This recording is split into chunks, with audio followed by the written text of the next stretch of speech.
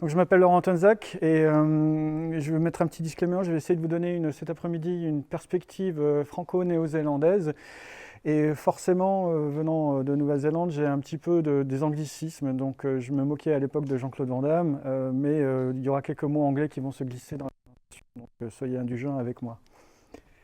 On a à peu près 15 minutes pour parler des algorithmes, et derrière, pendant la conversation avec Guillaume, en fait, il y a eu la question de est-ce qu'il faut en avoir peur ou pas. Alors, je vais vous proposer un petit panorama, et puis je vais vous répondre par oui, mais, non, mais, ben, et je vous donnerai quelques références par la suite. Alors, c'est toujours bien de parler du nouveau avec des anciens, et là, en l'occurrence, c'est Aristote. Et Aristote, qu'est-ce qu'il a dit? Il a dit que l'habitude est une seconde nature. Donc, retenez bien cette phrase, parce que je vais y revenir un peu plus tard dans la présentation. Et Aristote a aussi dit que la définition fait connaître ce qu'est la chose. Donc, plus on connaît les choses, moins, en fait, on en a peur aussi, quelque part. Et ça tombe bien, puisque en deuxième partie, c'est quoi un algo? Alors, je vous invite aussi à voir de nouveau le TEDx de Rennes de Arnaud et Jérôme, qui est vraiment excellent, pardon. Et la première chose aussi, ce n'est pas un algo, ce sont des algos, des algorithmes. Et alors, c'est quoi un algorithme? Bon, en fait, c'est très simple. C'est un procédé, c'est une méthode pour atteindre un objectif ou réaliser quelque chose. Donc, c'est une suite, généralement mathématique ou informatique. Alors, quand on regarde la définition de l'INRIA, ils prennent comme exemple une recette. Alors, par exemple, on peut parler du saucisson brioché, par exemple. Et donc, dans ces cas-là, pour faire du saucisson brioché, il faut du saucisson, il faut de la brioche. Et pour faire un saucisson, il faut faire une suite de séquences, de procédés pour avoir du saucisson. Donc, je vous laisse comprendre ça. Une autre façon aussi, c'est de regarder un mot dans le dictionnaire. On regarde la première lettre, on va à la page, on regarde la deuxième lettre, on suit tout un processus. D'accord? Donc, c'est un processus linéaire. La deuxième définition, qui est un peu plus intéressante pour nous, ce sont les algorithmes auto-apprenants. Donc Machine Learning Algorithm. Et là, alors, c'est un peu plus compliqué, et la CNIL, en fait, et Samuel utilisent un exemple, c'est le bébé qui est devant sa boîte à forme, et qui va prendre un cercle, et puis qui va essayer de le mettre dans un carré. Il va le faire plusieurs fois. Et les parents vont être dépités, forcément, puisqu'il n'y arrivera pas du premier coup, mais quand même, il va se passer quelque chose chez l'enfant. Il va tout d'un coup retourner la boîte, et puis il va essayer de mettre ça, je ne sais pas, dans un triangle ou dans une étoile. Il n'y arrivera toujours pas jusqu'au moment où, tada, à la joie des parents, il arrivera à faire sa forme ronde dans la forme ronde. Et là, s'il y arrive du premier coup, la prochaine fois, c'est qu'il a appris quelque chose. Donc il y a une notion de tâche en fonction de la performance et qui est réalisée en fait par rapport à l'expérience. Et les algorithmes auto-apprenants, les machine learning, ont cette capacité à apprendre de ces répétitions et de dire, bah là maintenant, pour augmenter la productivité, je peux faire cette tâche de cette façon beaucoup plus simple, sans que personne ne m'ait rien dit, je l'ai appris tout seul. Et là où je voudrais aussi demander votre indulgence, c'est que parmi tous les définitions et les livres que j'ai regardés, moi j'ai une définition de l'algo plus, ce que j'appelle l'algo plus, et qui est aussi basée sur l'Institut des hautes études pour la science et la technologie, qui dit en fait que en fait, un algorithme, c'est un objet, c'est une équation mathématique, c'est un système informatique, mais il ne faut pas simplement le regarder comme un outil, il faut le contextualiser, il faut savoir qui l'utilise et comment on le nourrit, et dans quel contexte aussi on l'applique. Donc il y a cette dimension un peu plus humaine. Et là, il y a une notion de complexité qui vient. Ça va? A, B, C, D, trois choses différentes. Alors, faut-il en avoir peur? Ben oui, il faut en avoir peur parce qu'il y a une espèce d'extrême rationalisation du processus informatique et mathématique de notre société ou des choses. Et puis en plus, les gens qui vous diront ça, ils vous diront, ben oui, mais une machine c'est beaucoup plus fiable qu'un être humain, et ils ont raison d'une certaine façon. Mais d'un autre côté, je vous prends deux exemples dans la santé. Une des conséquences du diabète, c'est qu'on peut perdre la vue, en fait. Ça peut créer une cécité. Et Google, en 2016, il me semble, à regarder comment on peut détecter en fait cette cécité, comment on peut prévenir, faire de la médecine préventive par rapport à des images, des scanners de la rétine. Et donc ils se sont posés sur la question, et en 2 ans ou 3 ans plus tard, Verily, la branche santé de Alphabet, c'est-à-dire le Google Santé quoi, en gros, a défini tout un protocole ici de machine learning pour en fait scanner la rétine, dire attention la dilatation des vaisseaux, l'hémorragie ici et là, ça va entraîner telle conséquence et donc on peut prévenir. Donc ça c'est une des applications qui est très bien par les mathématiques. L'autre application qui vient de ce rapport-là, c'est, on parle de véhicules autonomes, donc il faut calculer les distances, etc. Vous savez très bien rouler, mais si vous pouviez voir à 20 km à l'avance en fonction des conditions climatiques ou des embouteillages ou des travaux sur la route, est-ce que ça ne vous aiderait pas non plus à mieux prendre un chemin ou de prendre de meilleures décisions finalement grâce à une machine qui pourra vous prévenir de choses que vous ne pouvez pas voir ou ne pas connaître à l'avance? Donc voilà. Alors non, il ne faut pas en avoir peur, c'est ce que je viens un petit peu de vous dire, mais en même temps, il y a Sibony qui parle en fait que l'homme a 2 choses qui sont importantes, c'est l'expérience et l'intuition. Et l'expérience, alors moi je la questionne, puisque refaire une tâche 800 fois pour une machine, il n'y a pas de problème. Pour une personne, il y a la fatigue, il y a des interprétations, voilà, il y a des choses comme ça. Par contre, l'intuition, ça pour l'instant, les machines n'arrivent pas à l'avoir. C'est des choses qui sont assez magiques pour l'instant. Donc, je voudrais vous montrer l'autre côté aussi des algorithmes. C'est que, je ne sais pas si vous êtes au courant, l'année dernière, il y a eu un problème par rapport au système de santé américain qui a mis d'une façon expérimentale certains processus en fonction de ce que vous regardez à la télévision, ce que vous consommez, donc surtout les gens diabétiques, les gens qui ont par exemple du cholestérol, les gens qui ne font pas d'exercice. Ces gens-là, ils se sont vus augmenter leur sécurité sociale, en gros, leur assurance maladie, parce qu'ils ne remplissaient pas les cases, et parce qu'il y a aussi votre smartwatch qui a dit « vous n'avez pas fait les 12 000 pas par jour ». Donc demain, vous allez payer 15 € de plus votre assurance santé. Donc vous voyez ce que ça peut créer un petit peu comme problème. En dehors des riches qui vont pouvoir se payer leur assurance santé, il y a aussi des problèmes d'éthique un petit peu quelque part et de société. Et je pense que vous la connaissez, Frances Haugen, qui est juste ici, qui a dénoncé Facebook. Elle dénonce pas mal de choses. Mais ce qui est surtout intéressant ou ce qui m'a interpellé, c'est 2 choses. C'est les biais cognitifs qu'on a à cause des algorithmes. Donc, je prends l'exemple des adolescents en ce moment, en confinement, qui se sentent un petit peu perdus. Alors, ils vont chercher des témoignages, ils vont cliquer sur des trucs qui parlent de choses comme eux, ils vont se reconnaître, c'est super, je ne suis pas seul. Du coup, ça rassure un petit peu, à court terme, mais à long terme, à force de voir des gens qui sont déprimés, ça plombe un petit peu le moral, ça a des effets sur la santé mentale et quelque part, en fait, ça les plonge dans la dépression, voire certains jusqu'au suicide. Donc Frances a dit attention.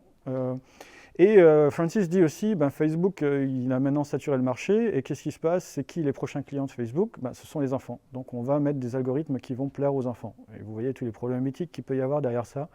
Et le libre arbitre des enfants qui n'est absolument pas là. Voilà, donc il faut en avoir peur, il ne faut pas en avoir peur. Voilà.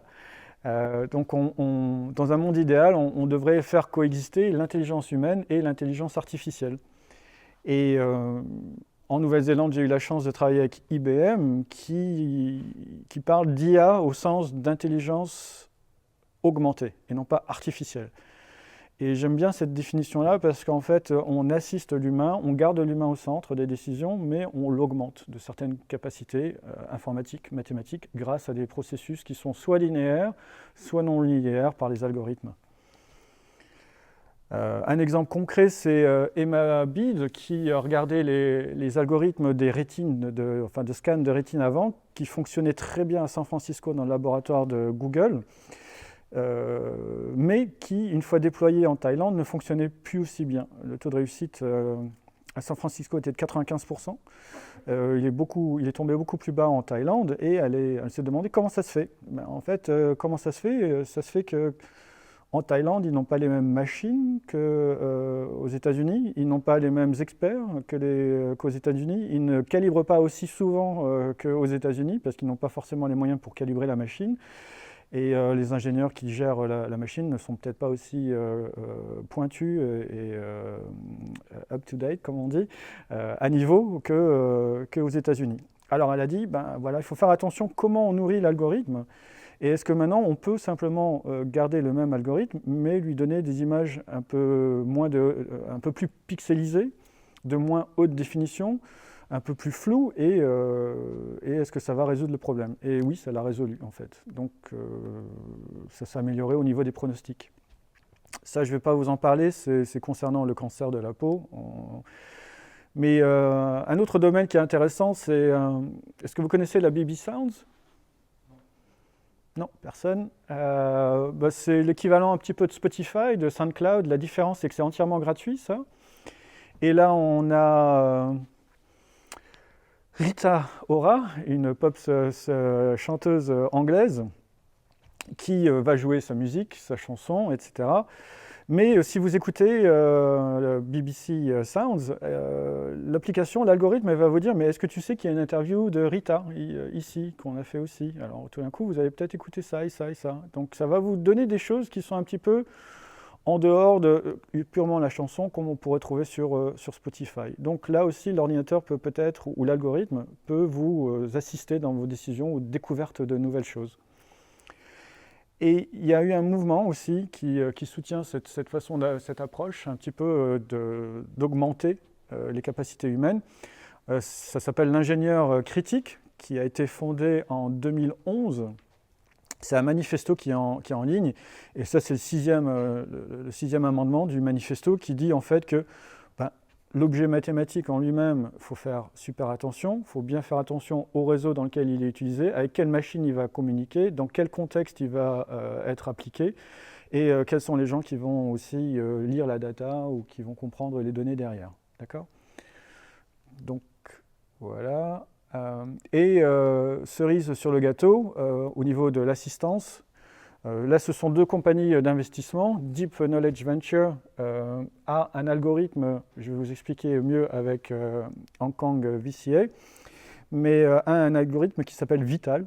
C'est quand même assez croustillant comme nom pour un algorithme. Il y a d'autres algorithmes qui s'appellent Einstein ou des choses comme ça, c'est assez rigolo.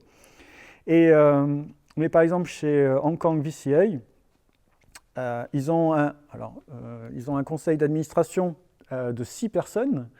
Sur les 6 personnes, il y a une machine, un algorithme. On lui demande de regarder les marchés, on lui demande de regarder les investissements, on le branche sur des banques, etc. Et lorsqu'il faut prendre une décision dans le conseil d'administration, on lui demande sa voix, mais ça représente 15% des votes. Une machine sur 5 personnes qui vont en fait décider. Donc vous voyez quand même que l'algorithme, ça peut être assez intéressant. Et puis, alors je vous ai dit tout à l'heure que nous étions des créatures d'habitude. Les algorithmes, c'est simplement une routine aussi. Donc quand vous allumez votre ordinateur, quand vous allumez votre téléphone, c'est une routine tous les matins. Vous regardez votre truc, vous allez aux toilettes tous les matins, vous prenez votre café d'une certaine façon. Vous avez vos routines. Donc certaines routines sont bonnes. Après, certaines autres routines sont peut-être moins bonnes. Alors ça, ce sont les références. Là, ce sont essentiellement des articles qui sont plus longs à lire, mais qui sont très intéressants, qui vous donneront plus de détails que ce que j'ai fait, puisqu'on n'a pas beaucoup de temps. Les références dans les slides, c'est surtout par rapport aux images que j'ai sélectionnées pour les droits d'auteur. Les définitions que je vous ai données, elles sont basées sur 3 livres qui sont intéressants, dont celle d'Eric, qui est un peu pessimiste. Mais Jean-Marc et Evelyne appartiennent à ce que je vous ai dit tout à l'heure, à l'IHEST. Et ils ont fait un bon panorama de toutes les dernières trouvailles, puisque ça date de cette année, sur les algorithmes. Quant à Aurélie, elle amène une perspective qui est très intéressante, surtout en plus avec sa sensibilité féminine. C'est de dire finalement, pour ne pas être victime des algorithmes, il faudrait peut-être que nous tous, on apprenne à coder et à comprendre le code. Et à place d'être passif par rapport à ça, qu'on puisse le hacker, qu'on puisse le déformer ou l'adapter en fonction de nos besoins. Là, il y a aussi le Massachusetts Institute of Technology, MIT, qui offre pas mal de thèmes. Ici, je voulais choisir, là j'ai choisi Machine Learning parce que c'est le thème d'aujourd'hui, mais c'est très intéressant, donc documentez-vous. Et en France, on a cette collection, les éditions des archives contemporaines, qui est entièrement gratuite, qui a plein de thèmes super intéressants. Je vous conseille vraiment d'accéder à leur collection. C'est vraiment très très très intéressant. Donc plus on sait aussi, ce que disait Aristote aussi, plus on arrive à définir les choses, plus on les comprend, moins on en a peur, et peut-être aussi plus on peut agir en fonction de ces choses-là. Alors, ça c'est un petit clin d'œil. Qui a déjà vu Wall-E? Ah ouais, 87,3% de la salle là, on bat des records. Donc ça date quand même de 2008, hein. Quand même, c'est pas tout jeune. Et alors moi je vous conseille de regarder Wall-E pour trois raisons. Un, ça fait un portrait de la nature humaine profonde qui est assez intéressant. Deux, ça parle de ce fameux mythe du contrôle des machines sur les humains, mais d'une façon beaucoup plus intéressante que Terminator et Sarah Connor. Et trois, ça parle bien avant l'heure de tous ces problèmes d'écologie, de recyclage, etc. Donc je vous invite, même si la majorité de la salle a vu Wall-E, de le regarder de nouveau sous cette perspective-là, d'une critique très avant-gardiste de notre société. Donc en 2008, ça fait plus de 13 ans maintenant que ça a été fait. D'accord? Donc pour les plus intéressés, je vous laisse 5 secondes pour scanner ma présentation. Bien, il y a une personne intéressée dans la salle, c'est bien. 2, 3. Merci pour votre indulgence, je suis le premier quand même. Et c'est bon? Oui, c'est bon, hein. Et voilà, merci, restez positifs.